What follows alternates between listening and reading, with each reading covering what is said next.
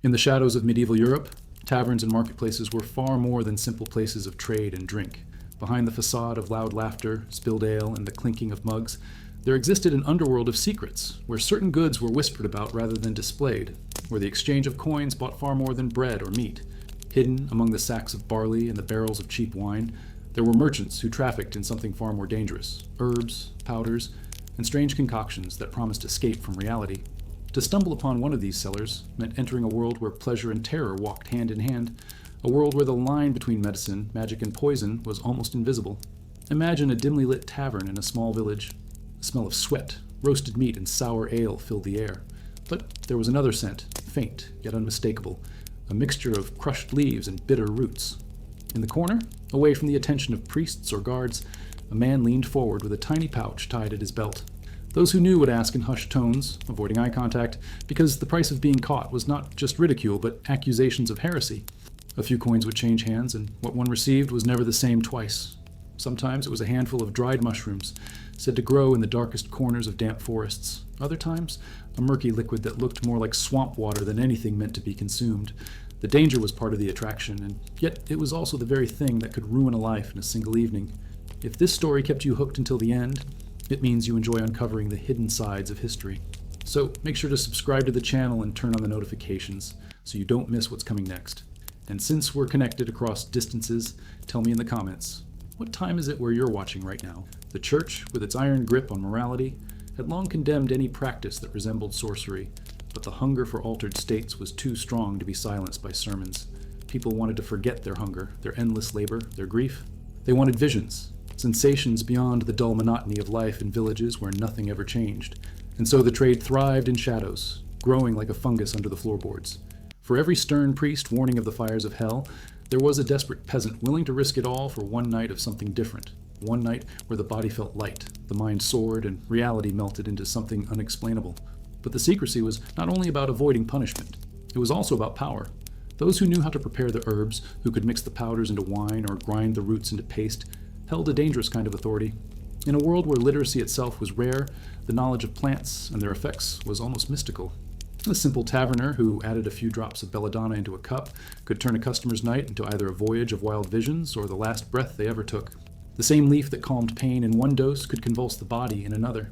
People knew this, and yet they still sought it, still pressed coins into the palms of shady sellers, hoping they would receive more pleasure than punishment. The fear of betrayal was constant. A neighbor might whisper to the wrong person. A friend might turn informer to curry favor with the church. And yet, despite the danger, the trade survived, even flourished. It wasn't written down in records or openly spoken about, but the stories spread from mouth to mouth. Tales of men who swore they had seen saints standing beside them after drinking a certain brew, or women who claimed to fly above the rooftops when they rubbed mysterious ointments on their skin. Whether true or not, the very possibility drew more people in, each one willing to risk everything for that moment of escape. The drinks themselves were never pure. A cup of wine might already be diluted with water and cheap herbs, but when tampered with, it became a tool of transformation. The bitterness of henbane, the sharp sting of mandrake, the earthy taste of mushrooms that left the tongue numb, these were not flavors one forgot easily. The first swallow might burn, the second might blur vision, and by the third, the world around seemed to unravel. Some laughed uncontrollably, convinced they were speaking to angels. Others screamed in terror, clawing at their own faces as if demons were dragging them down. The unpredictability was terrifying, but it was also part of the allure. Every sip was a gamble, and once the dice were cast, there was no turning back. And then there was the status of the sellers themselves. They were both feared and desired. To some, they were healers who carried remedies for pain that no priest could cure. To others, they were witches, tempting souls into sin with forbidden pleasures. The truth lay somewhere in between. Many of these sellers were women, widows, or midwives who learned the secrets of plants passed down from mothers and grandmothers. Their survival depended on the trust of those who sought them out, but that trust was fragile, easily shattered by gossip or suspicion. One misstep, one accusation, and they could find themselves bound in ropes, dragged before a tribunal, and burned while the crowd cheered. Still, the demand did not fade. The more the church forbade, the more people craved. It was as if the human spirit, crushed under the weight of medieval life, needed some release, no matter the cost. The tavern remained the gateway, the marketplace the stage, and the whispers in the dark the lifeline for those willing to risk body and soul for a taste of something forbidden. The trade continued, carried in silence, handed from one trembling hand to another, always hidden yet never extinguished. Even in the secrecy of those dim corners, People knew they were playing with fire, yet that was precisely the point. For in a world where hunger, war, and plague were constant companions, the thrill of danger was almost indistinguishable from the promise of pleasure. And once the seed of curiosity was planted, it was nearly impossible to resist the temptation of tasting what was forbidden. The danger of those medieval mixtures was not hidden behind scientific labels or measured doses. It was raw, unpredictable, and often deadly. People who sought out these substances rarely knew what they were truly consuming, and those who prepared them had only scraps of knowledge passed down through whispered tradition. The result was a game of chance, where the line between ecstasy and agony was as thin as the rim of the cup. A single sip could bring uncontrollable laughter, a flood of visions so vivid they seemed divine, or a spiral into convulsions and madness that ended with the body lying cold on the tavern floor. And yet, despite the ever-present risk, the lure remained irresistible precisely because no one knew what awaited them on the other side of that swallow. The effects themselves were often wild and terrifying. One man might see colors bursting from the walls, hear voices singing hymns no one else could hear, and dance in the mud as if he were at a feast of angels. Another, drinking from the same mixture, would instead feel his chest tighten, his skin crawl as if insects were burrowing beneath it, his mind convinced that demons were clawing at his flesh. Accounts from the period describe men running naked through villages, convinced they were animals, howling at the moon until exhaustion collapsed them. Others tore at their clothing, screaming that fire consumed their bodies even as their skin remained unburned. The unpredictability was the true curse. No one, not even the one who sold the substance, could predict who would laugh and who would die. This unpredictability had a darker implication. It meant that neighbors, friends, even family could watch the same ritual unfold and come away with two entirely different experiences. For some, it became a tale of wonder told over and over again, proof that the divine could be touched if only for a moment. For others, it was a warning carved deep into memory, a vision of horror they swore to never repeat. And because no one could control it, rumors spread like wildfire, twisting into superstition. A man who died foaming at the mouth after drinking a potion was said to have been claimed by the devil himself. A woman who survived but spoke of visions of flying through the sky became a dangerous figure, a suspected witch, marked by the community as someone touched by forbidden forces. The ingredients themselves only added to the danger.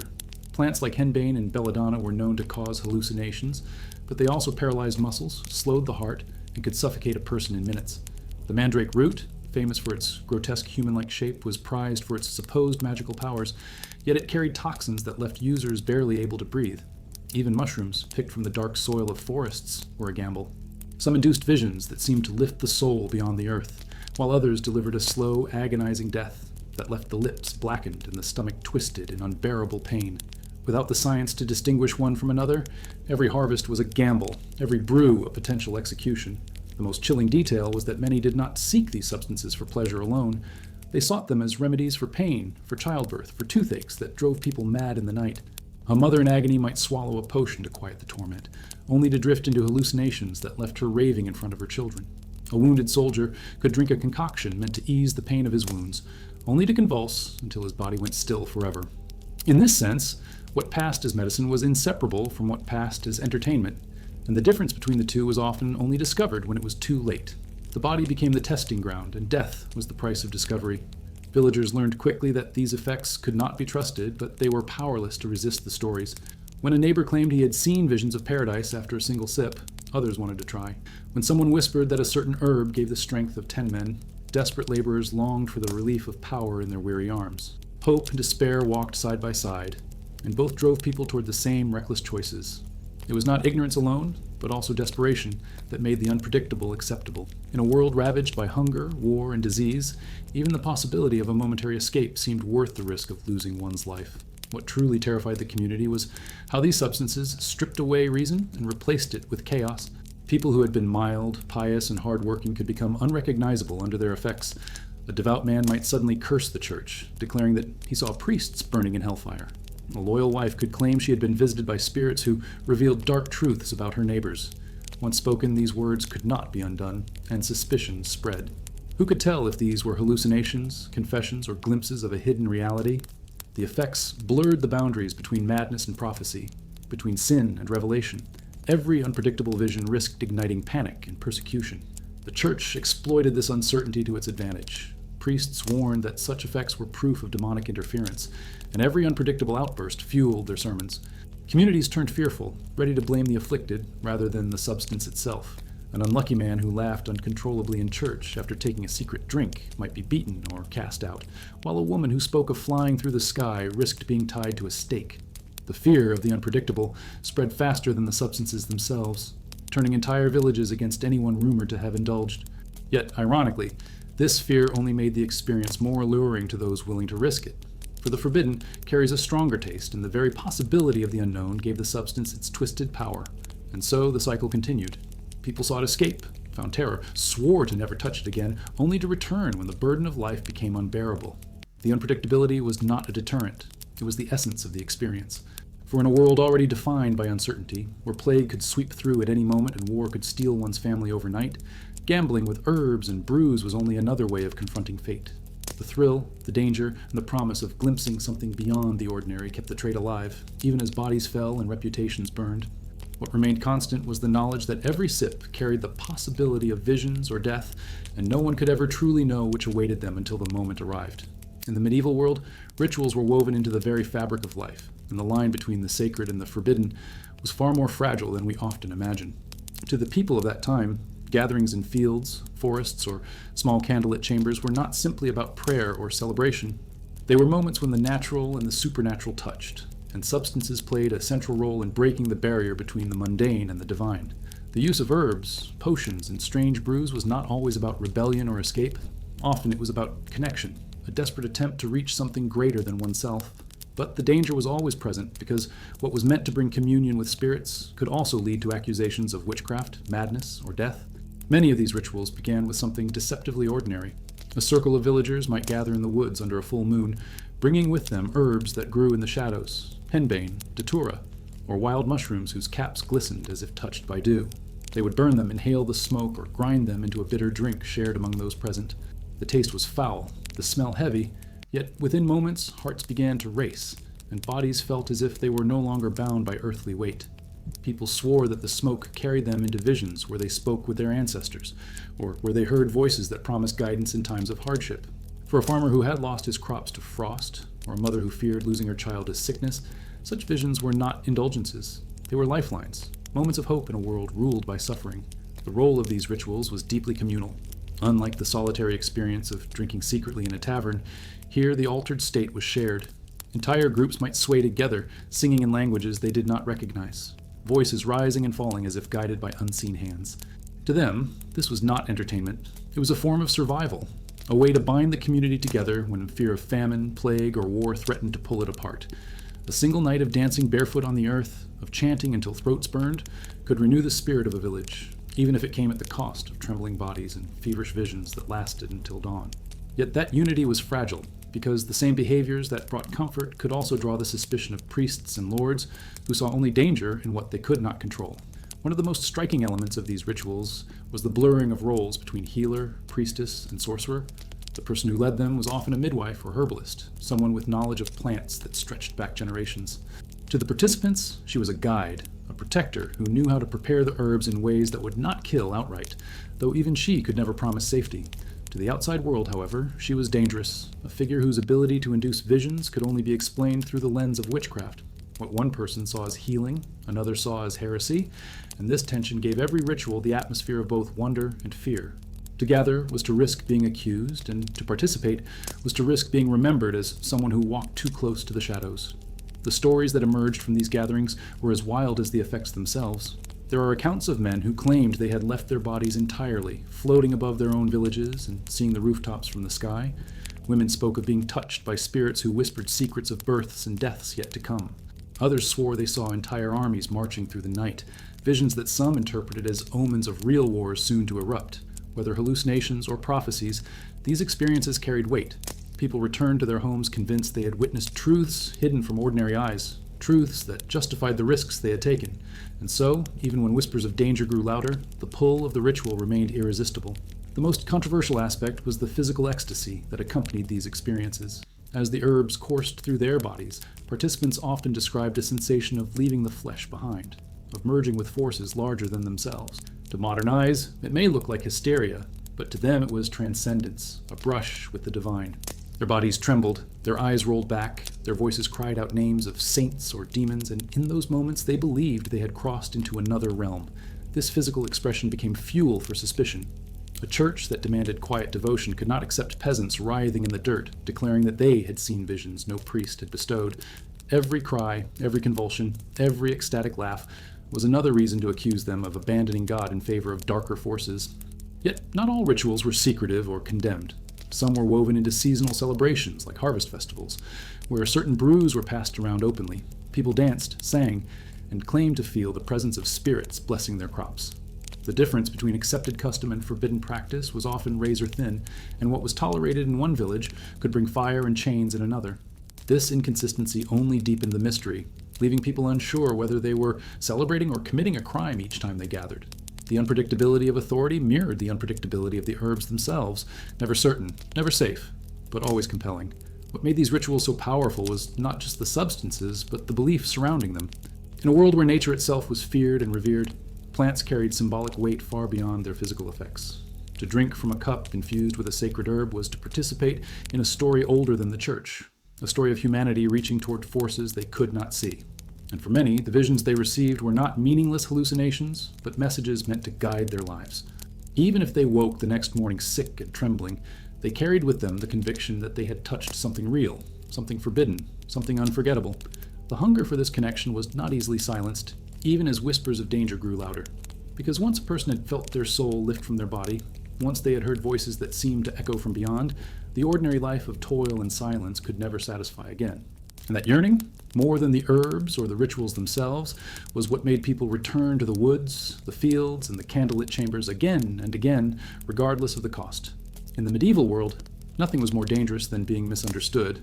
To live in a time where the church controlled not only the soul but the body itself meant that any behavior outside of the narrow lane of faith could instantly be twisted into an accusation of heresy. When people sought altered states through herbs, brews, or rituals, they risked far more than dizziness or sickness. They risked being branded as allies of the devil. In villages where gossip carried more weight than evidence, all it took was a single whisper, a single accusation, and someone's life could end at the stake. And so, every attempt to escape the weight of daily suffering through intoxication was shadowed by the fear that others would not see ecstasy, but witchcraft. The paranoia of the era made suspicion thrive. A woman who laughed too freely after drinking a strange brew might be said to harbor demons. A man who stumbled through the streets, muttering about visions of angels, could be accused of receiving messages not from heaven, but from hell. What modern eyes would call hallucinations or intoxication were then considered spiritual revelations, and that blurred boundary was fatal. If a villager claimed to fly through the air after consuming an ointment or potion, neighbors might nod nervously, but deep inside they feared that such words would bring the Inquisition to their doorstep. In such an environment, joy itself could be dangerous because it might be interpreted as evidence of a pact with darkness. The most infamous link between intoxication and witchcraft was the so-called flying ointment. Made from plants like belladonna, mandrake, or henbane, it was spread on the skin rather than swallowed. Those who used it claimed sensations of weightlessness, of soaring above fields and rivers, of traveling through the night sky to secret gatherings. These visions, whether real or imagined, gave birth to the legend of witches flying on broomsticks. But behind the myth was a grim truth. Many who dared admit to such experiences ended up tortured until they confessed to serving the devil. In this way, altered states became not just personal risks, but symbols of rebellion against the established order, and the punishment was brutal. The church feared these experiences not simply because of their effects, but because of their implications. If ordinary peasants could claim visions, ecstasies, or revelations without the mediation of a priest, what authority did the church hold? Every hallucination became a potential threat to the hierarchy of power. A woman who said she spoke to spirits after consuming an herb was not just a curiosity, she was competition to the priest, who claimed only he could intercede between heaven and earth. And so, to maintain control, the church stamped out any practice that blurred those lines, branding them witchcraft, even when they were nothing more than desperate attempts at relief from pain and suffering. The punishment was designed to terrify. Trials were public, meant to remind every villager what could happen to those who strayed. Testimonies were extracted under torture, with victims forced to confess that the visions they had experienced were given by demons. A woman accused of preparing herbs might first lose her fingers, then her life.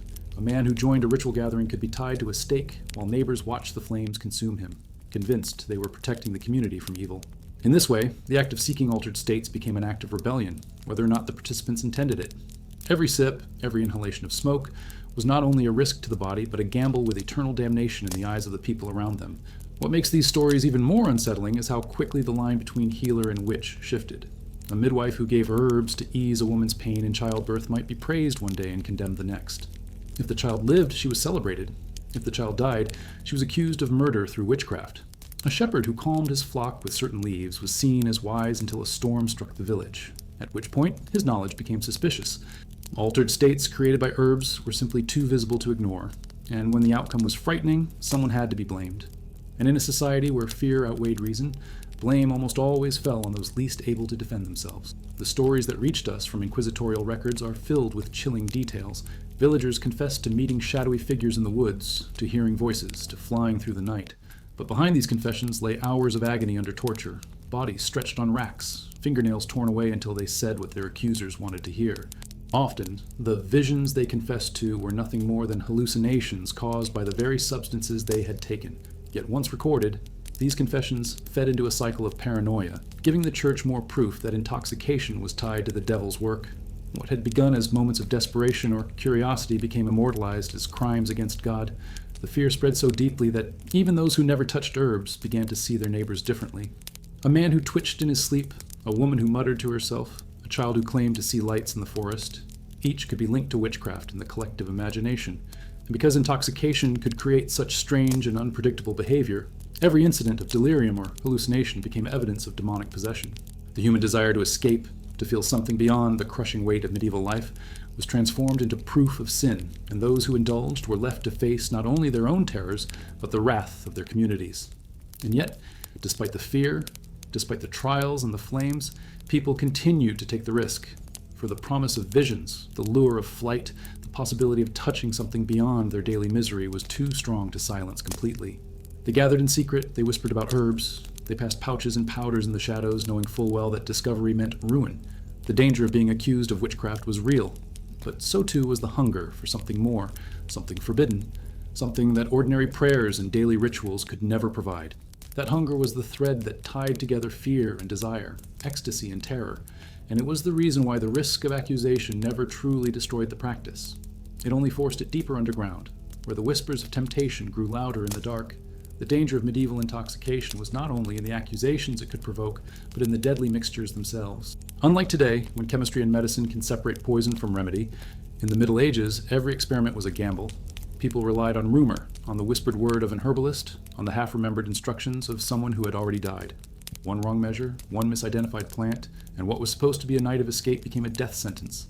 In truth, the so-called substances of pleasure killed more often than they entertained, leaving behind bodies, grief, and legends that blurred fact and fear. Belladonna, whose very name means beautiful woman, was one of the most notorious. In small doses, it dilated the pupils, giving women a striking, otherworldly appearance. But in slightly larger doses, it slowed the heart, paralyzed the lungs, and ended lives within hours. Then there was henbane, whose smoke could plunge users into delirium so vivid they swore they had spoken with spirits. Yet if they inhaled too much, they collapsed into seizures from which few ever returned. Mandrake root, so infamous that myths said its scream could kill anyone who pulled it from the earth, was prized for its power to induce visions, but it was also capable of driving its user into a permanent coma. These plants were part of daily life, growing in gardens, fields, and forests, yet their beauty disguised their danger. People sought them eagerly, knowing they might find either revelation or the grave. What made the mixtures especially deadly was the lack of precision. Medieval herbalists did not measure grams or milliliters, they measured in pinches, handfuls, or drops. One seller might prepare a potion by boiling leaves until the water turned dark, while another might steep them in wine for a few days. The results were never the same, and those who consumed them could never predict the outcome. Two men could drink from the same cup, and one might feel a rush of ecstasy while the other convulsed until his body stiffened in death. Villagers told stories of friends who collapsed in the middle of rituals, of mothers who took a brew for pain and never woke again. Death was always a shadow at the edge of every gathering, a reminder that pleasure and poison were separated by the thinnest of lines. Even the so-called safer options carried their risks. Mushrooms gathered in the forests could not be distinguished by appearance alone. Some induced laughter, colors, and dreamlike states, while others shut down the liver, killing slowly over days of agony. Bread itself became a weapon when contaminated with ergot, a fungus that thrived on rye.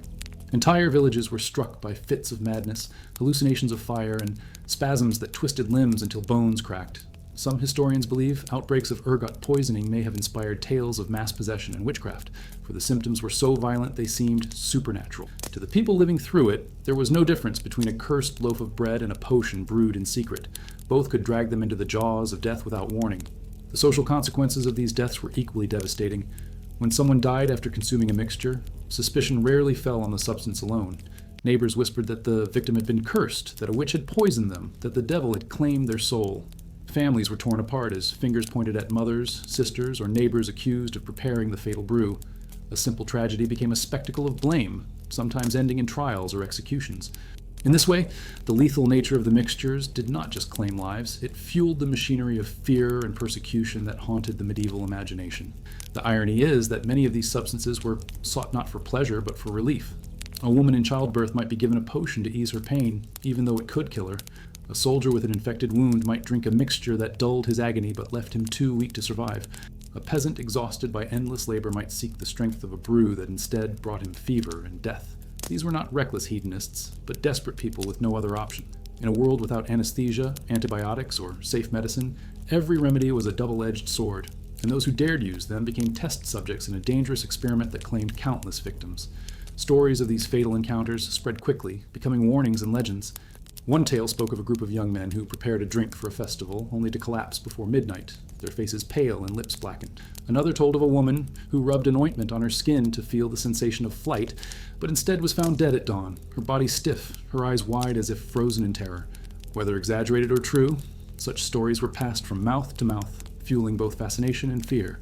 The danger became part of the allure, for those who survived claimed to have glimpsed something so extraordinary that others were willing to risk death to taste it. The most chilling truth is that many who survived such experiences swore never to repeat them, yet curiosity always returned. The memory of visions, of speaking with ancestors, of flying through the night, of seeing lights that danced in the darkness, was too intoxicating to forget. Even when the body had suffered, even when others had died, people still sought the possibility of transcendence, believing they could control what others could not. This cycle of desire, danger, and death ensured that the trade in these mixtures never truly disappeared, even under the threat of fire and rope.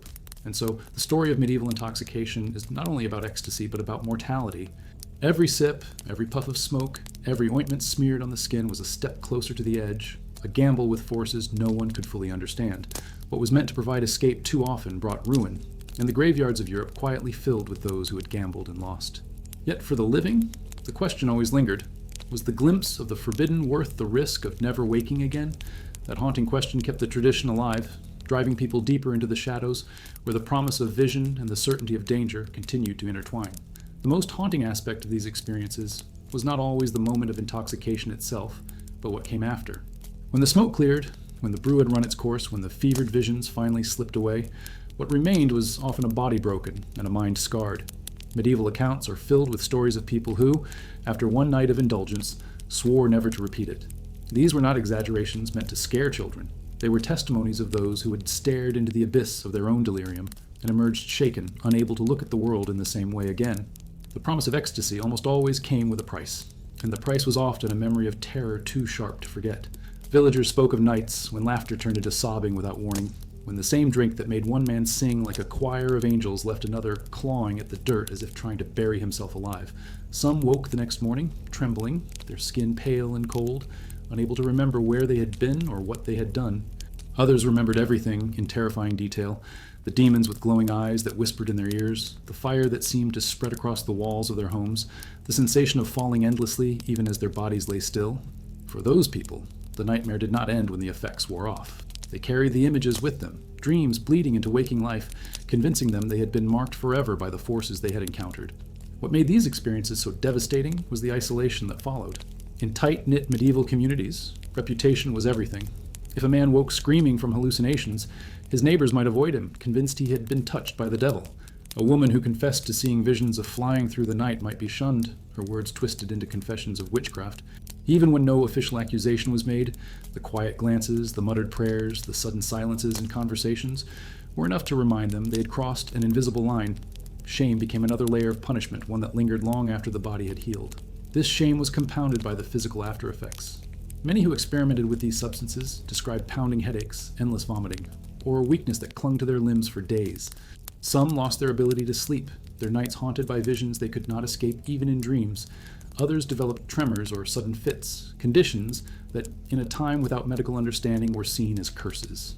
In this way, what began as a search for escape left many trapped in cycles of pain and suspicion. their lives permanently altered by a single reckless night. The very substances that promised freedom became invisible chains that bound them long after the ritual or gathering had ended. And yet, the contradiction remained.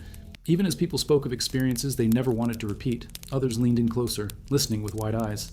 Fear has its own allure, and horror stories spread as quickly as tales of ecstasy. A man who confessed to being dragged through hell in his visions might terrify his neighbors, but he also fascinated them. What exactly had he seen? How had he returned? Was it truly hell, or a hidden truth the church wanted to keep secret? Every terrible story became both a warning and a temptation, feeding the cycle of curiosity that ensured others would try what he had sworn to abandon. The fact that the outcome was so unpredictable only fueled the hunger to know what lay on the other side. In some cases, these unwanted experiences turned into legends. A woman who never touched herbs again might still be remembered as the one who flew through the air during a midsummer ritual. A man who spoke of fires and demons might be remembered for generations as someone who glimpsed the fate of sinners. Their private torment became public myth, reshaped and retold until the individual vanished and only the story remained. And once a story took root in medieval imagination, it became nearly impossible to erase. The personal fear of never repeating an experience was swallowed by the collective desire to keep telling the tale, ensuring that the cycle of temptation would never die. This paradox reveals something deeper about the medieval mindset. The craving for the extraordinary outweighed the dread of consequence. People wanted to believe that there was more beyond the plowed fields, the endless toil, the gray sky of survival. Even when someone swore that their experience was a nightmare, others wondered if perhaps they simply lacked the strength to endure it, if maybe the vision contained a truth too powerful for them to handle. Curiosity and pride combined into a dangerous force, pulling people back toward the very experiences they knew could destroy them. In this way, what no one wanted to repeat became exactly what others most wanted to taste. And beneath it all was a silence that few dared to break. Because to admit openly that one had experimented was to risk accusation, to invite suspicion of witchcraft or demonic possession. So those who carried scars from their experiences often kept them hidden, speaking only in hushed tones or not at all. The weight of unspoken memories grew heavier with time, and the isolation it created only deepened the trauma. Some turned to priests for help, confessing their sins and begging for forgiveness, though the church often used such confessions as further proof that these practices were dangerous and demonic. Others buried their memories completely, living in fear that one careless word could destroy them. The irony is that the very unpredictability of these experiences gave them a kind of twisted immortality. They were too dangerous to embrace, too terrifying to repeat, yet too fascinating to forget. Each horror story became another piece of fuel for the fire, another reason for someone else to seek out the forbidden. The cycle of fear, temptation, and silence ensured that even as individuals swore never again, the practice itself lived on. And so, the medieval experience of intoxication was not just about the thrill of the moment, but about the shadows it left behind. Shadows that haunted those who survived and seduced those who listened, creating a legacy of fear and fascination that echoed through generations. One of the most chilling aspects of medieval intoxication was the way it warped not only the body but the mind, plunging ordinary men and women into states of terror that seemed indistinguishable from possession. In a time when demons were believed to walk among humans and angels could appear without warning, the visions brought on by herbs and potions carried meanings far beyond what we might see as chemical reactions. A single drink or ointment could twist perception so violently that the victim no longer recognized themselves. What began as a search for relief from pain or a moment of escape often ended with the mind tearing itself apart, leaving scars that lingered for the rest of their lives. Those who witnessed these episodes were often just as terrified as those who endured them. Imagine a gathering in a darkened hut where a group of villagers shared a brew made from henbane. At first, laughter filled the room, voices rising in strange songs. But within minutes, one person might collapse to the ground, his limbs jerking uncontrollably. His eyes rolled back until only the whites showed, his voice reduced to guttural screams that seemed not his own. To his companions, this was not intoxication. This was possession. They might hold him down, praying desperately, while others fled into the night convinced they had seen the devil claim a soul. The unpredictability of the effects meant that no one knew if they would be the one dancing in delight or writhing in agony. The psychological horrors could be just as devastating. Some reported hearing voices that followed them long after the substance had worn off, whispers in the night that grew louder when they tried to sleep. Others saw visions so vivid that they could not distinguish them from reality. One woman claimed to see her dead child standing at the foot of her bed each night after drinking a potion meant to ease her grief. Another man swore that every time he closed his eyes, he felt himself drowning in fire, even though his body was perfectly unharmed. In a world that interpreted dreams and visions as messages from the divine, these experiences were not dismissed as illusions. They were seen as revelations, or worse, as evidence of corruption by demonic forces. What made these terrors especially cruel was the shame that followed. People who experienced hallucinations were marked, whispered about, and avoided. A villager who screamed about demons during a fit might be forever branded as someone touched by evil, even if he recovered. A woman who admitted to visions might be accused of witchcraft, whether she had sought the experience willingly or not. The community's response transformed private torment into public humiliation. Those who endured these horrors were often left isolated, trapped between the fear of what they had seen and the suspicion of those around them. And isolation only deepened the madness, turning temporary visions into lifelong hauntings. Curiously, some of these psychological effects were deliberately sought in rituals. Certain groups believed that visions brought on by herbs were not madness, but sacred insight. To them, trembling bodies and wild cries were proof that the spirit had left the flesh and touched another realm. What others feared as possession, they embraced as communion. But even within these circles, the line was dangerously thin. If the visions grew too violent, if someone failed to return to themselves, the same group that had guided the ritual might turn against the victim, calling them cursed rather than blessed. This cruel reversal left many trapped in a paradox. The very experience they pursued as holy could transform into the proof of their damnation. The impact of these experiences often lingered long after the ritual ended. Some developed what we might now call paranoia, jumping at shadows, convinced that spirits still watched them. Others fell into despair, certain they had glimpsed their eternal fate and could never escape it. A few even took their own lives, unable to bear the weight of visions that seemed too real to dismiss. In a society without medical explanations for hallucinations or trauma, there was no comfort to be found, only silence and fear. Families were left to deal with loved ones who had changed overnight, whose minds seemed trapped in places no prayer could reach. The fascination with these episodes did not fade, however. Tales of men and women driven mad by their experiences spread from village to village, taking on the shape of legend. People spoke of the black-eyed woman who never smiled again after drinking a potion, or the shepherd who claimed to see angels every night until he was found wandering in the woods, starved and raving. These stories served as both warnings and temptations. They reminded people of the dangers, yet they also fed the curiosity of those who wondered what visions they themselves might see if they dared to try. The same stories that terrified the cautious became invitations to the reckless, ensuring that the cycle never ended. This cycle reveals a deeper truth. The human mind is as fragile as it is hungry for wonder. In the medieval world, where life was filled with hardship, visions, whether glorious or horrific, were proof that something greater existed beyond the plowed fields and endless toil. People were willing to risk madness for a glimpse of it, even knowing the cost. And when the experience ended badly, as it so often did, the scars it left behind only added to the mystery. To see someone trembling, whispering, or haunted for life was to be reminded that these substances touched forces far beyond ordinary comprehension. And it was precisely this mixture of horror and fascination that made these psychological terrors such a powerful part of medieval life. They were both feared and sought after, condemned and desired. Every broken mind became a story, every trembling body a warning, every whispered confession another piece of proof that intoxication opened doors best left closed. Yet those doors, once imagined, could never truly be locked again. And so, even as some recoiled in fear, others leaned closer, desperate to know what lay beyond, even if it meant losing themselves forever. In the medieval imagination, women stood at the very center of suspicion when it came to intoxicating substances. They were the ones most often accused of brewing secret potions, of rubbing strange ointments on their skin, of whispering knowledge that seemed too old and too dangerous to belong to ordinary mortals.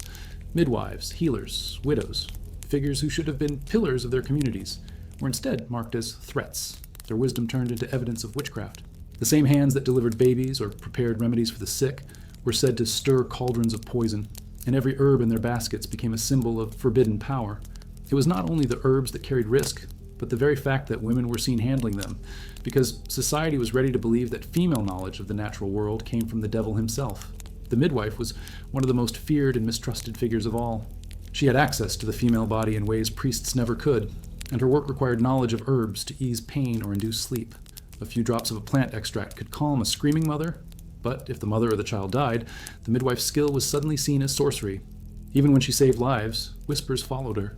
How had she known which plant to use? Where had she learned such knowledge? To the church, the answer was always the same.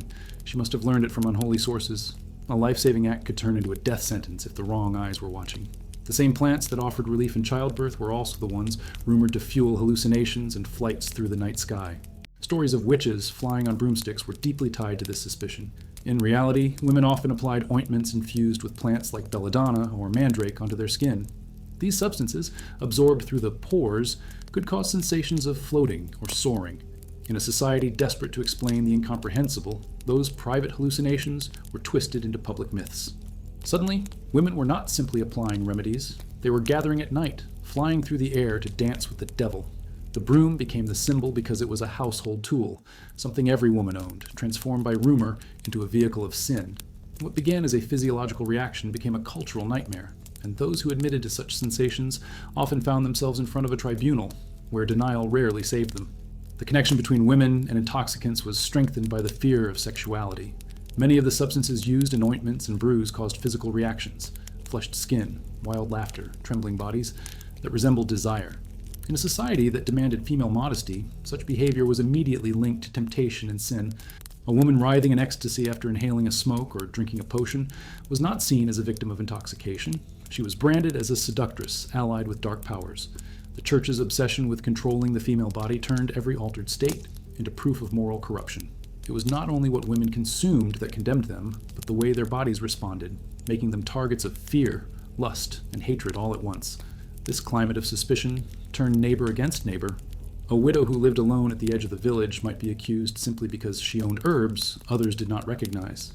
If livestock fell sick, if crops failed, or if a child cried through the night, it was easy to point to the woman with jars of roots and dried leaves as the cause. When men experienced hallucinations or terrifying visions after drinking mixtures, they often deflected blame by claiming a woman had bewitched them. The substance became secondary. The real crime was being a woman with knowledge. Trials were filled with confessions extracted under torture, where women admitted to preparing ointments or drinking potions, even if all they had done was treat fevers or aches. Their gender alone made them guilty in the eyes of their accusers. Yet it is important to see the contradiction. These same women were essential to their communities. Without them, childbirth was even more dangerous, sicknesses spread unchecked, and pain remained unbearable. Villagers sought them out in secret, begging for remedies, and then later condemned them in public when fear outweighed gratitude. The same woman who was kissed on the hand for saving a child's life could be spat upon weeks later if someone claimed to see her gathering herbs under the moonlight.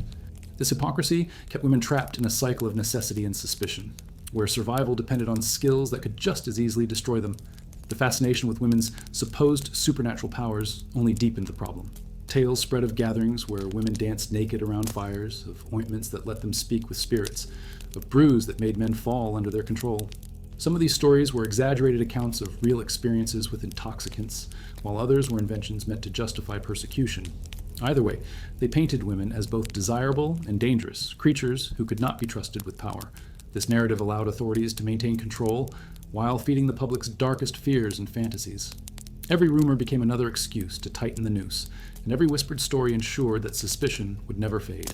What makes this history so unsettling is that the same elements appear again and again. Knowledge twisted into danger, healing mistaken for heresy, and female independence equated with witchcraft. Women were punished not only for what they did, but for what others imagined they had done.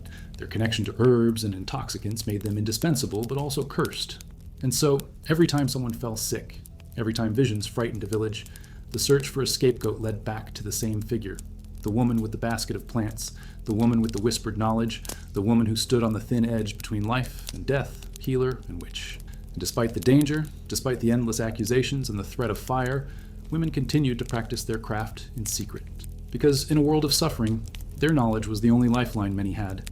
They brewed their mixtures carefully, healed the sick quietly, and carried their wisdom in silence, knowing it could cost them everything. That silence, however, only made the rumors louder until the very presence of such women became both feared and desired, hunted and needed. It was this paradox that ensured the cycle of suspicion never ended, binding women to the intoxicating substances that both saved lives and condemned them to the flames. Among the most disturbing and fascinating stories of medieval intoxication was the legend of witches who claimed to soar through the night sky. This was not mere fantasy born of fearful villagers, but rather a distorted echo of real practices that blended herbs, ointments, and the fragile human imagination into experiences that felt vividly physical. The so-called witch's flight was described in countless testimonies. Women smearing themselves with potions, then claiming they had risen above rooftops, crossed rivers, and joined midnight gatherings where music, laughter, and strange rites echoed through the darkness. Whether these journeys happened in the flesh or only in the mind, their cultural impact was enormous, shaping both myth and persecution. The ointments themselves were potent concoctions. They were often made with belladonna, henbane, datura, or mandrake, plants whose toxins penetrated the skin when mixed with fat or oil. Instead of drinking these substances, which could easily kill, women rubbed them on their thighs, armpits, or even on broom handles, which were then pressed against the skin.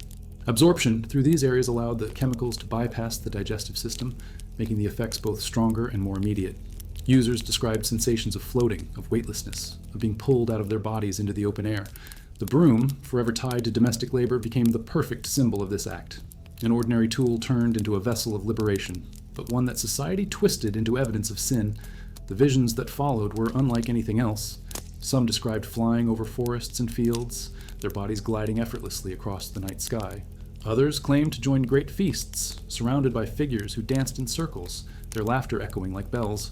There were also darker testimonies, shadowy creatures with glowing eyes, fire-lit gatherings where oaths were whispered, and music that felt both intoxicating and terrifying. To the participants, these experiences were real. The ointment blurred the line between dream and waking life so completely that they believed their souls had left their bodies. The overwhelming physical sensations, the rush of wind, the pounding heart, the trembling skin, only reinforced the belief that they had truly flown. And what makes these accounts particularly striking is how widespread they became. Across Europe, from the forests of Germany to the villages of Italy and France, people described nearly identical experiences. This consistency suggests that the visions were not random, but shaped by the same plants and the same cultural expectations. A woman who had heard stories of flight before applying the ointment would interpret the floating sensation as proof of soaring through the air. A man who heard rumors of Sabbaths with music and dancing might conjure those very images in his visions.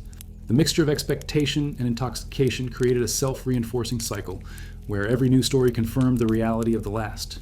The church, of course, seized on these stories with fervor. What the women described as mystical flights were interpreted as literal journeys to meet the devil. The ointment was no longer just a mixture of plants. It became a sacrament of evil. Every testimony of flight was recorded as evidence of satanic gatherings, fueling witch trials across Europe. Under torture, accused women confessed to flying long distances in a single night, joining others in forests or mountains where they worshipped dark forces. Whether these confessions were forced or genuine, they reinforced the church's belief that such practices threatened the very soul of Christendom. Thus, the broomstick was transformed from a symbol of household labor into the most infamous emblem of witchcraft. Yet even within this horror lies a kind of tragic poetry. For many women, the sensation of flight was a rare form of liberation. Bound by lives of endless work, silence, and submission, they found in these ointments a fleeting escape into freedom. To soar through the night sky, to dance without fear, to feel unchained from the earth. These visions may have been illusions, but they carried a power stronger than reality. The very thing society condemned as heresy was for some the only moment of transcendence they ever knew. That contradiction, between freedom and damnation, between ecstasy and terror, is what gave the legend its haunting strength. There were also accounts of men claiming to experience flight, though far fewer. Their stories, however, often shifted toward themes of hunting or combat, visions of riding alongside spectral armies or chasing prey across endless plains. These masculine versions were less romanticized and more violent, reflecting cultural roles and expectations. Women were accused of dancing with the devil. Men were said to fight in his service. But in both cases, the underlying experience came from the same roots: ointments, hallucinations, and the desperate desire to break free from the suffocating constraints of ordinary medieval life. The fear these stories inspired was immense. Villagers looked at the night sky differently, imagining dark shapes gliding above their homes. Mothers warned their children not to wander after dark, lest witches swoop down and carry them away. Every unexplained illness, every strange shadow, every dream was tied back to the image of the flying woman. The myth became so powerful that it shaped art, sermons, and law, ensuring that the broomstick would remain one of the most enduring symbols of witchcraft for centuries to come. What is perhaps most telling is that even those who never used the ointments sometimes reported dreams of flight, their minds influenced by the stories they heard. The legend became contagious, spreading through imagination alone. This blurring of fact and fantasy made it nearly impossible to separate truth from myth. Did these women truly believe they flew, or were they coerced into saying so? Did the ointments really lift their spirits from their bodies, or was it the cultural narrative that gave shape to their hallucinations? These questions remain unanswered, but the persistence of the legend speaks to its deep roots in the human psyche, and so the witch's flight stands as one of the most powerful intersections between intoxication, imagination, and persecution in medieval history.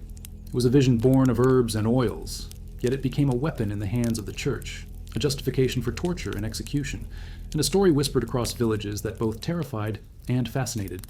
The ointments opened doors the users could not control, and once opened, those doors could never fully be closed again. In the end, the sensation of flight was not just an escape from the ground, but an escape from reality itself, an escape so intoxicating, so dangerous, that it shaped centuries of fear and storytelling that still linger in our imagination today. The lure of intoxication in the Middle Ages was always shadowed by the immense cost of daring to seek it.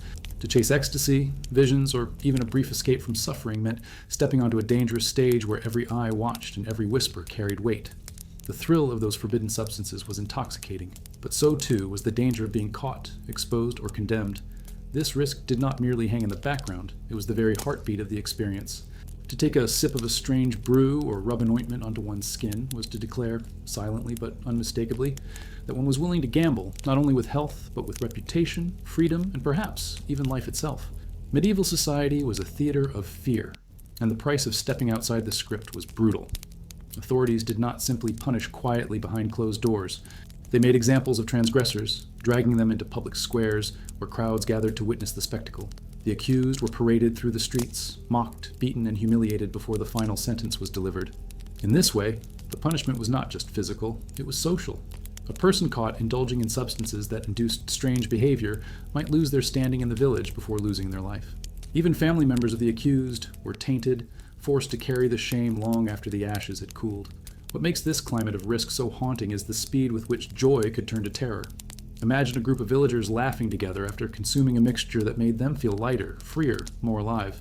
But the next day, one might speak too freely of visions, or a child might mention overhearing adults describe strange sensations of flight. Suddenly, those who had laughed together now turned against one another, eager to deflect suspicion. The sense of community that the substances created dissolved into paranoia, and those once bound by secrecy were forced to betray each other to survive. A single careless word could transform a night of escape into the beginning of a nightmare. The trials themselves were designed not to discover truth, but to produce guilt. Once accused, innocence was nearly impossible to prove.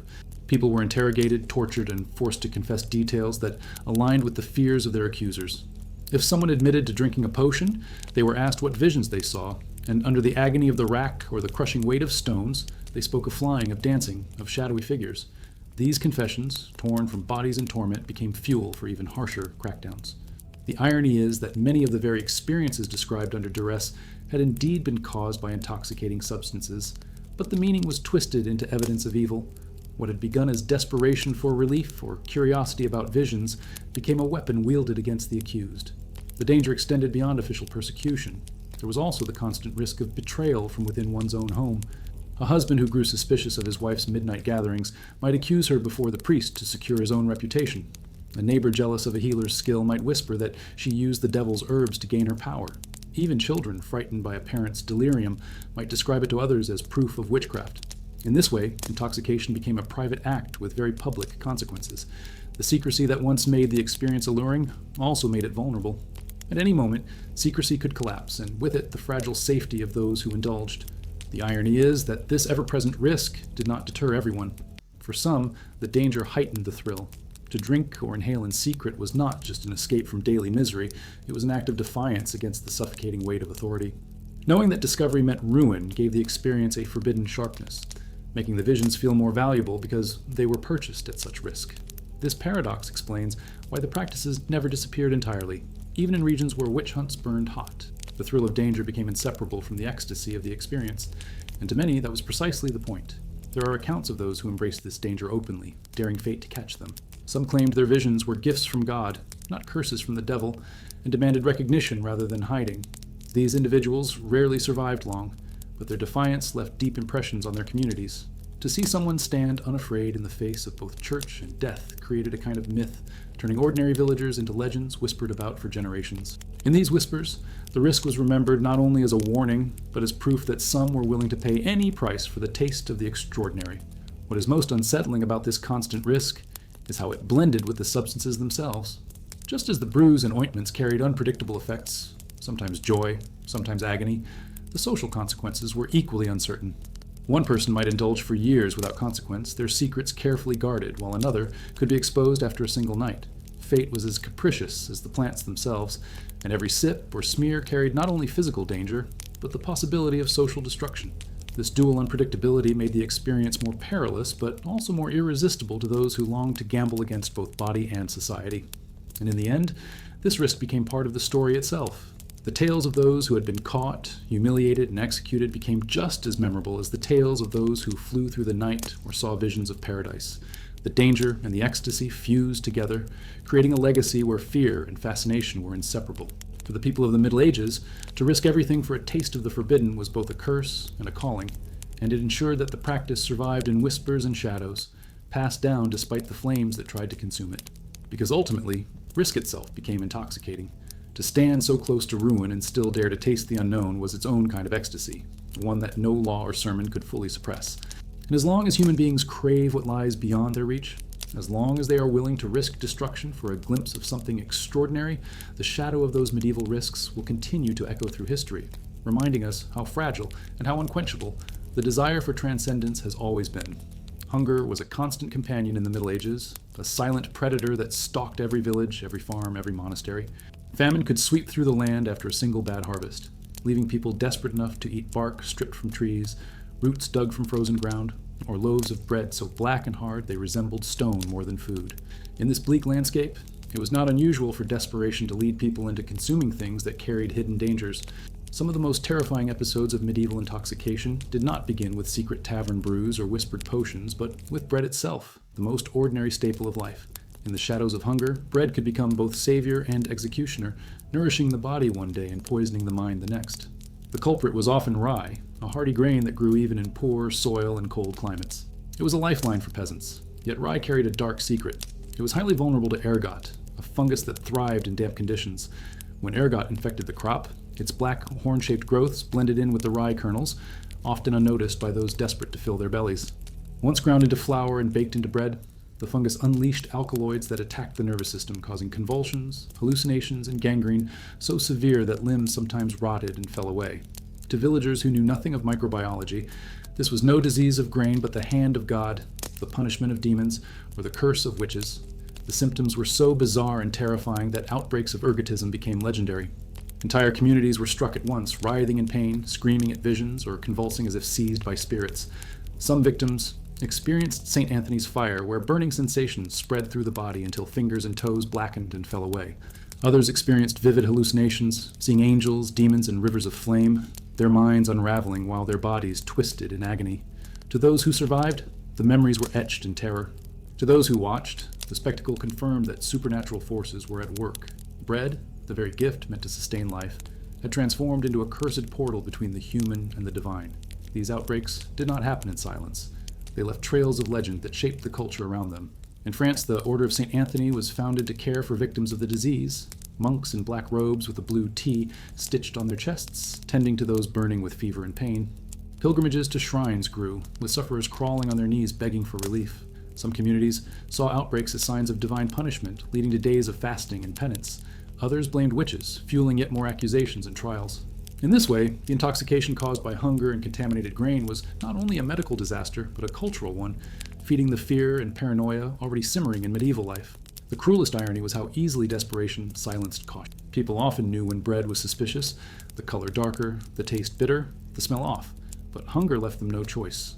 A loaf that might be dangerous was still better than an empty stomach. Parents fed their children bread they feared because watching them starve was worse. And so, entire families sat around the same table, consuming the same poisoned loaves, falling together into convulsions and visions that would torment them for days. These were not the deliberate risks of tavern-goers chasing visions. These were tragedies of survival, accidents born of necessity that turned the very act of eating into a gamble with death. Historians have even speculated that some of the most famous outbreaks of mass hysteria in Europe may have been fueled by ergot poisoning. The strange fits of convulsion and wild accusations that gripped Salem in the 17th century, for example, bear unsettling similarities to symptoms of ergotism. Though far removed from medieval Europe, the pattern was the same: hunger, contaminated grain, and communities collapsing into fear and accusation. Whether or not ergot played a role in Salem, it is clear that the medieval world lived constantly under the shadow of such outbreaks, never knowing when the very bread that sustained them might betray them. Yet there was another side to these hunger-driven intoxications, one that shows how deeply people tried to find meaning in their suffering. Hallucinations caused by poisoned bread were often interpreted as visions from God. Those writhing on the ground, screaming of angels or demons, were not always seen as cursed, but sometimes as chosen vessels of revelation. Communities gathered to hear their words, to see if the fevered visions contained prophecy. What modern medicine would diagnose as poison Medieval villagers often understood as divine communication. The hunger and the hallucinations became part of the same spiritual narrative, one where suffering was not meaningless, but a window into hidden truths. The haunting part of these experiences is how they blurred the line between desperation and revelation. A child writhing in fever might be pitied as a victim of hunger one day, and accused of being a vessel of demonic influence the next. An old man hallucinating saints might be revered as a prophet by some and mocked as a heretic by others. The very unpredictability of ergotism, its mix of physical torment and visionary delirium, fed the medieval belief that the natural and supernatural were deeply entangled. Bread was not simply food, it was a mediator between earth and heaven, and when corrupted, it opened a door that few dared to peer through, but many could not ignore. This is what makes hunger so central to the story of medieval intoxication. It was not always sought, not always chosen, yet it shaped the way entire communities experienced reality. Where tavern-goers and ritual participants risked intoxication knowingly, peasants consuming contaminated bread did so unknowingly, trapped by famine into encounters with visions and terrors they had not asked for. And yet, these uninvited experiences were perhaps the most powerful of all, because they struck entire villages at once, leaving behind not only broken bodies, but haunted imaginations that carried the scars for generations. And so, hunger and intoxication were bound together in a cruel partnership. One drove people to eat what they feared, the other twisted their minds and bodies into states that seemed supernatural. Out of this cycle grew legends, persecutions, and a deeper fear of the forces that governed daily life. Because when even bread could no longer be trusted, when survival itself could open the door to madness, the medieval imagination found itself surrounded by shadows, never knowing if the next meal would nourish or destroy. And that uncertainty ensured that hunger-driven intoxication remained one of the most terrifying reminders of how fragile life truly was in those dark centuries. Inside the stone walls of monasteries, far from the noise of villages and the whispers of taverns, one might expect silence, devotion, and the strict rhythm of prayer to shield the monks from the temptations of intoxication. Yet even within those sacred spaces, the pursuit of altered states found its place. Unlike the peasants who drank murky brews in secrecy, or the women who prepared ointments under suspicion, monks often approached the use of substances through the lens of devotion. To them, the body was a vessel for the soul, and if certain herbs, wines, or fasting-induced visions could lift that soul closer to God, then these practices were not indulgence, but a form of sacred exploration. And so, even behind cloistered gates, the strange shadow of intoxication quietly seeped into spiritual life. Wine was the most common and perhaps the most accepted medium for these experiences. Monks were responsible for producing vast quantities of it, both for liturgical use in the Eucharist and for daily consumption in the cloister. In moderation, it was nourishment and symbol. In excess, it was transformation. Chroniclers tell of monks who, after consuming too much, claimed to see radiant lights, angelic hosts, or the Virgin Mary herself standing before them. These visions were not always dismissed as drunken illusions.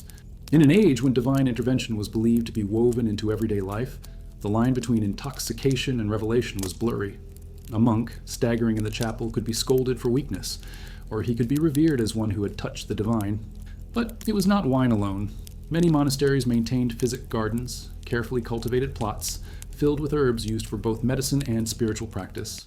Plants like valerian, sage, and even stronger substances were grown and studied by monks who saw themselves as guardians of both body and soul. A monk suffering from insomnia might be given a concoction that not only brought sleep, but vivid dreams he believed were sent from God. Others experimented with herbs known to cause strange sensations, justifying their use as tools for spiritual awakening. While some records are cautious, speaking of these plants only in medical terms, it is clear from scattered testimonies that altered states were sometimes seen as steps on the ladder to heaven. Fasting also played a crucial role in shaping monastic experiences of intoxication. Days or even weeks without proper nourishment weakened the body, slowed the mind, and often induced vivid hallucinations. Saints and mystics described visions during long fasts that ranged from heavenly choirs to direct conversations with Christ. While modern understanding would attribute these visions to malnutrition and exhaustion, medieval monks saw them as proof that self-denial unlocked the gates of spiritual clarity. The hunger-induced delirium, far from being feared, was embraced as divine intoxication, a holy alternative to the dangerous brews whispered about in villages. Yet the physical toll could be devastating, leaving monks frail, feverish, and sometimes dead before their time. There are accounts of monks entering states of ecstasy during chants and prayers, where the repetition of sound combined with fasting or herbal use to induce trance-like conditions. One monk might collapse mid-hymn, his body trembling as he claimed to see visions of angels dancing above the altar. Another might weep uncontrollably, convinced he had been embraced by the presence of God. To outside observers, these episodes looked disturbingly similar to the delirium of intoxicated villagers, yet within the monastery they were given a different interpretation. Here the visions were sanctified, elevated, framed as miracles rather than madness. The context transformed the meaning, but the experience, the trembling body, the hallucinations, the blurred line between ecstasy and agony remained the same. What makes these stories compelling is the duality of acceptance and suspicion. While visions experienced by monks were often celebrated, there was always the risk of stepping too far. A monk who claimed revelations too radical, who described encounters that contradicted official doctrine, risked being condemned as heretical rather than holy. The same visions that elevated one man to sainthood could destroy another, depending on the timing, the audience, and the interpretation. This precarious balance mirrored the broader medieval world, where intoxication was always one breath away from accusation. Even within the cloister, safety was not guaranteed. Some of the most famous mystics of the era, Hildegard of Bingen, for instance, described visions filled with fire, light, and cosmic harmony. While her writings are revered today, her experiences could easily have been dismissed as madness or poison. Induced delirium had the Church not embraced them. Hildegard herself suffered from intense physical ailments, migraines, and weakness, conditions that may have contributed to her visionary states. Yet because she framed her experiences within the language of devotion and scripture, they were accepted as divine gifts rather than dangerous intoxication. Her story illustrates how fine the line was, how context and authority decided whether a vision was holy or heretical. Even in monasteries, secrecy played a role. Not every vision was shared openly, not every substance recorded in the careful ledgers of herb gardens. Some monks surely experimented quietly, testing the boundaries of their bodies and minds in search of closeness to God. What they saw and felt may never be fully known, lost in silence and fear of reprimand. But the whispers remain in scattered notes, in cautious chronicles, in the echoes of saints who spoke of light so blinding, sound so overwhelming, love so consuming, that no ordinary human experience could explain it. Whether brought by prayer, by fasting, or by herb, the effect was the same. A mind lifted out of its ordinary state into a realm where the sacred and the forbidden merged. The paradox of monastic intoxication lies in its legitimacy. And while peasants risked death for similar experiences, monks could frame theirs as holy, protected by the walls of faith and discipline. Yet that protection was fragile. One step too far, one vision too strange, and the monk could fall from grace into suspicion, joining the same chorus of voices accused of consorting with forces beyond God's will. It is this tension that makes the subject so powerful. Even in the most pious spaces, intoxication lingered, shaping visions, fueling ecstasies, and blurring the boundary between holiness and heresy. And so, monasteries, those fortresses of prayer and silence, were not immune to the allure of altered states. Within their walls, wine, herbs, fasting, and chants all served as doors to visions, doors that monks stepped through willingly, even if it meant risking everything. Because for them, as for so many others in the medieval world, the hunger for transcendence was stronger than the fear of danger.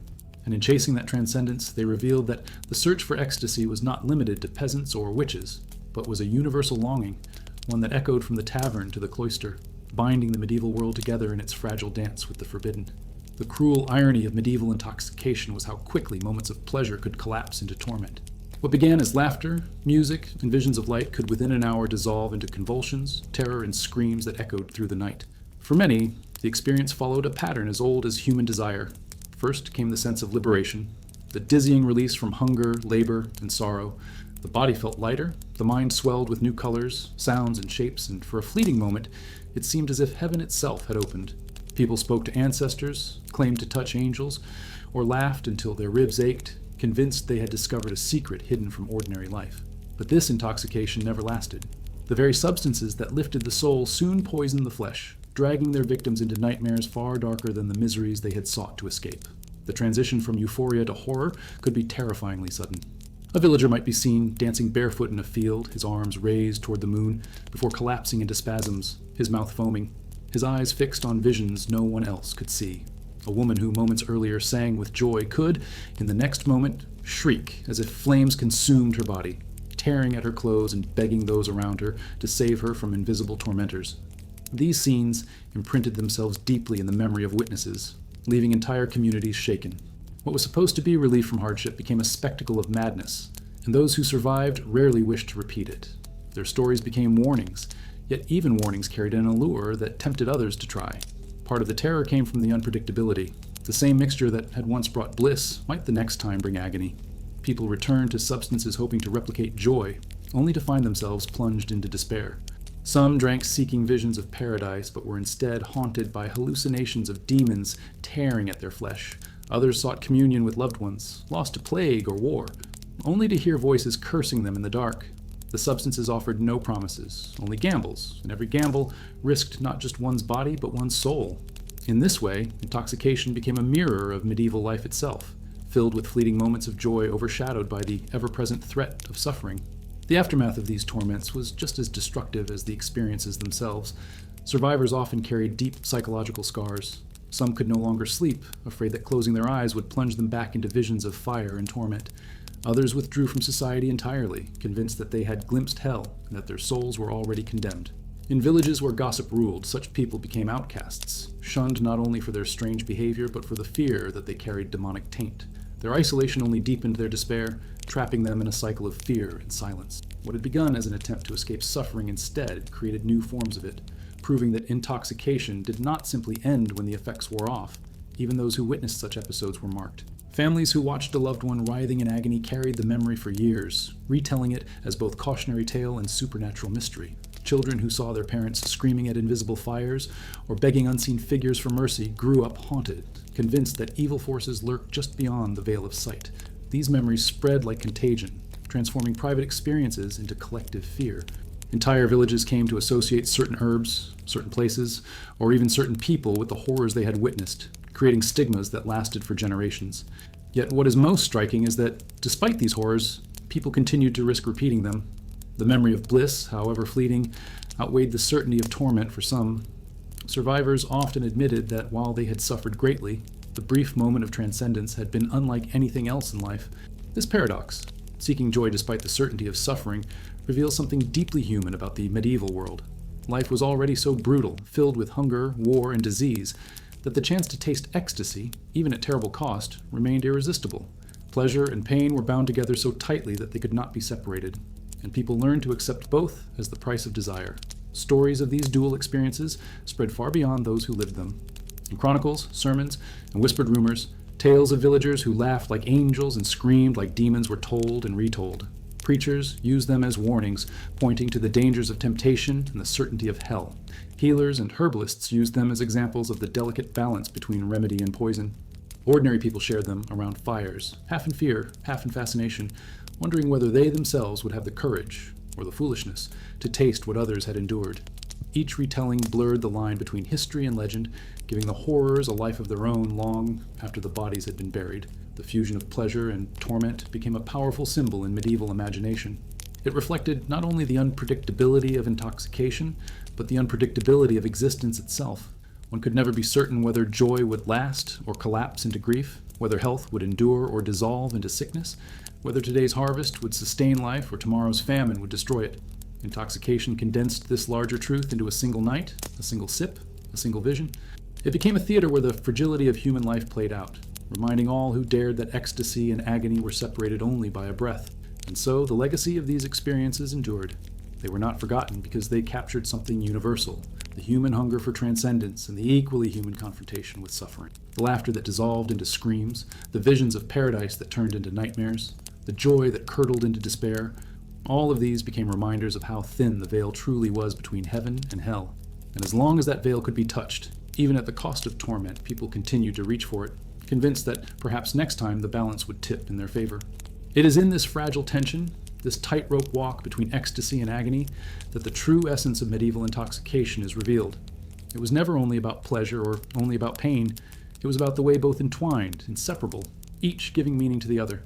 To live in that world was to accept that risk, and to dare to taste the forbidden was to embrace the possibility that what began as heaven could end in hell before the night was through. Among the darkest aspects of medieval intoxication was its use not for escape or spiritual pursuit, but for control. Substances that could twist the mind and weaken the body became weapons in the hands of those who understood their power. Lords, priests, healers, and even common villagers discovered that herbs and brews could do more than bring visions. They could bend wills, silence enemies, and turn ordinary people into tools of fear. In a society where knowledge of plants carried the weight of sorcery, intoxication was not always chosen. Sometimes it was inflicted, a form of manipulation as potent as chains or swords. There are scattered accounts of nobles and warlords using drugs as instruments of domination. A soldier captured during a raid might be forced to drink a concoction laced with herbs, his mind clouded until he babbled secrets or swore false oaths. Feasts, too, could be dangerous arenas. A rival lord invited to dine might be served wine altered with substances that made him hallucinate or collapse, leaving him vulnerable to humiliation or even assassination. These events rarely left clear evidence. Poison and intoxication blurred together, but rumors of them spread widely, ensuring that every shared cup of wine carried with it the possibility of betrayal. Trust at the table was fragile, and every host was silently measured by whether their hospitality concealed a hidden sting. Women, too, were particularly vulnerable to manipulation through substances. In chronicles and confessions from witch trials, there are references to men using herbs to weaken women's resistance or to confuse them into submission. Some of these accusations may have been propaganda, but they point to a grim truth. Substances that blurred the line between dream and reality could easily be twisted into tools of exploitation. A woman who remembered nothing but fragments after such an encounter might later describe visions of demons or angels, her confusion serving to mask the violence done to her. For perpetrators, the substances offered both an alibi and a weapon, creating victims who could not distinguish between hallucination and reality. Even within families, manipulation by means of herbs and brews was not unheard of. A husband might lace his wife's food to keep her docile, or a son might slip something into his father's drink to hasten an inheritance. Midwives and healers, trusted with preparing remedies, were sometimes accused of mixing in substances that subdued rather than healed. Whether these stories were true or exaggerated, they reveal how deeply the fear of manipulation through intoxication ran. No one could be certain whether what they consumed was truly meant to help them or whether it concealed a darker intent. In a world where suspicion thrived, the possibility of betrayal through a simple cup or bite made even the act of eating and drinking a potential act of submission. Ritual and intimidation also played their part. Certain groups are said to have used intoxicants during gatherings, not to enlighten participants, but to frighten them into obedience. A man brought into such a circle might be forced to inhale smoke or drink a bitter potion until his body shook with visions.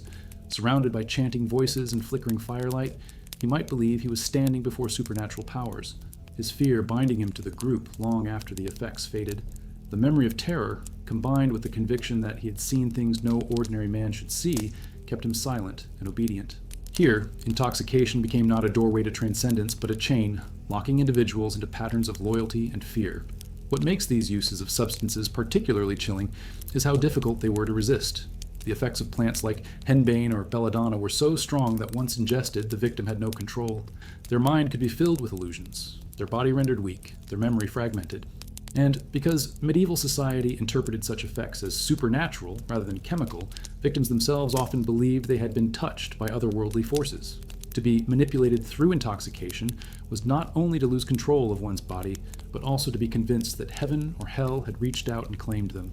This dual assault, on both the physical and the spiritual, made the practice one of the most insidious forms of domination imaginable.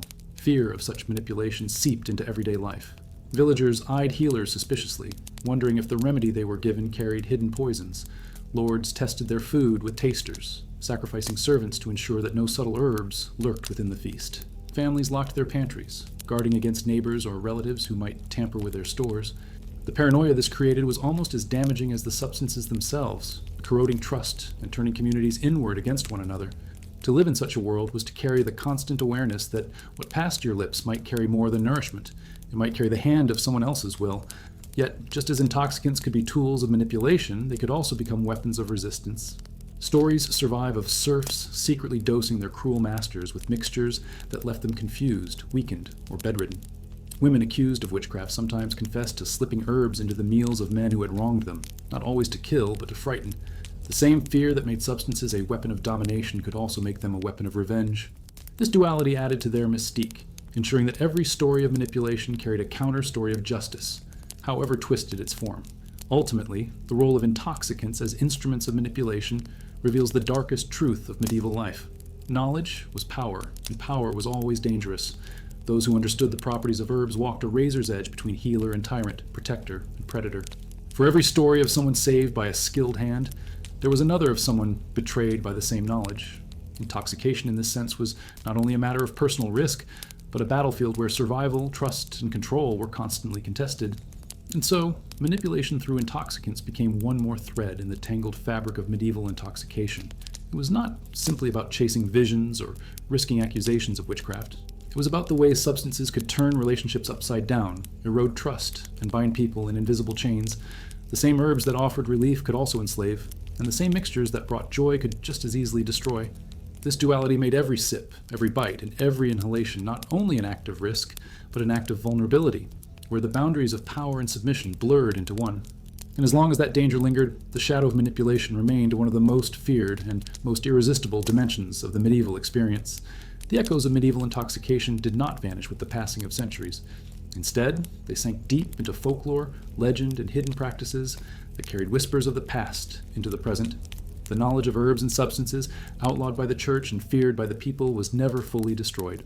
It lived in coded manuscripts, in the memories of midwives and healers, in rural traditions passed down under the guise of harmless superstition.